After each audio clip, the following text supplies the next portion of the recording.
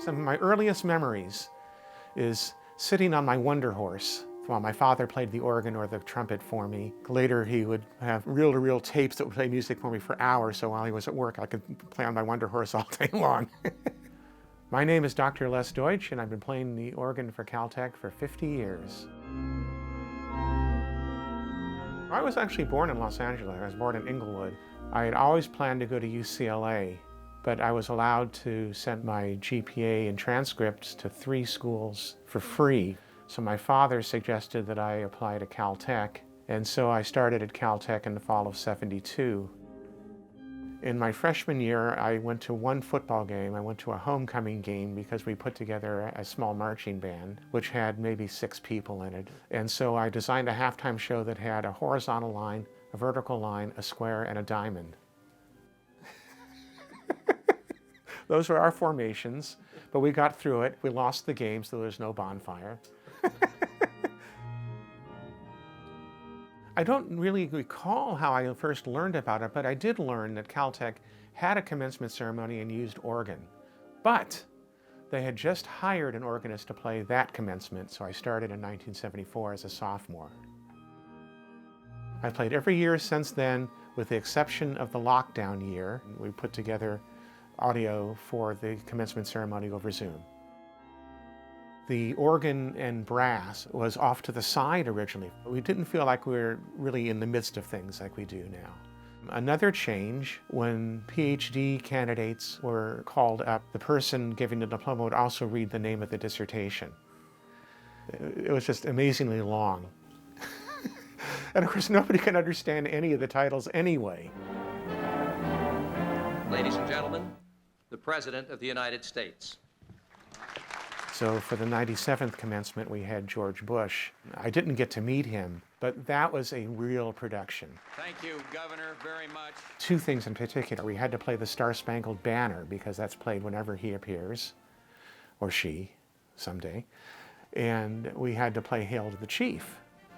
So I got from the Secret Service the Marine Band scores to the 2 pieces. And they did come to our rehearsal, they did bless us. It turns out if we had failed, they would have brought a small local Marine Corps band to play those pieces instead of us. But we got to play them. So that was fun.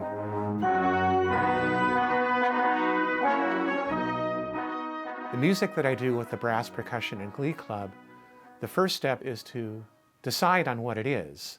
At that point, I start practicing in earnest and mapping out on my concert organ in the living room the sounds that I want to have in those pieces in various places.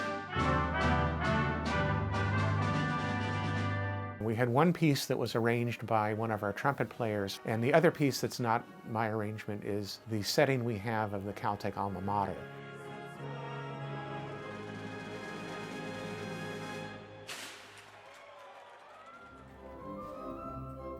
I end every Caltech commencement with a postlude, which is the Troop Institute March. It's a 6/8 march written back when it was still Troop Institute, so that's how old it is.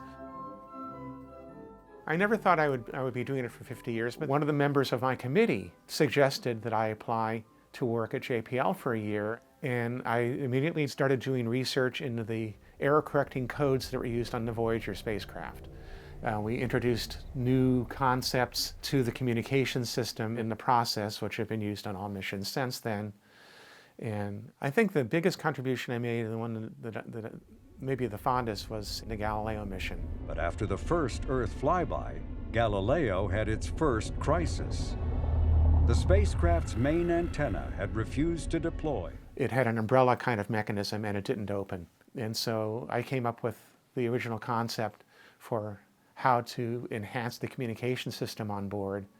Even though it couldn't bring back some of the high-resolution video images as it was originally intended to, all the other science was done pretty much intact. People still look back on the Galileo mission with fond memories. What I discovered working as a mathematician at JPL was the mathematics was very interesting, space was really interesting, and I just loved being at JPL. A lot of people say there's this thing about music and mathematics, and I don't know whether that's true or not. But I'm happy to be able to do both, and I've never really worried about the intersection between the music. It's just been a part of my life forever.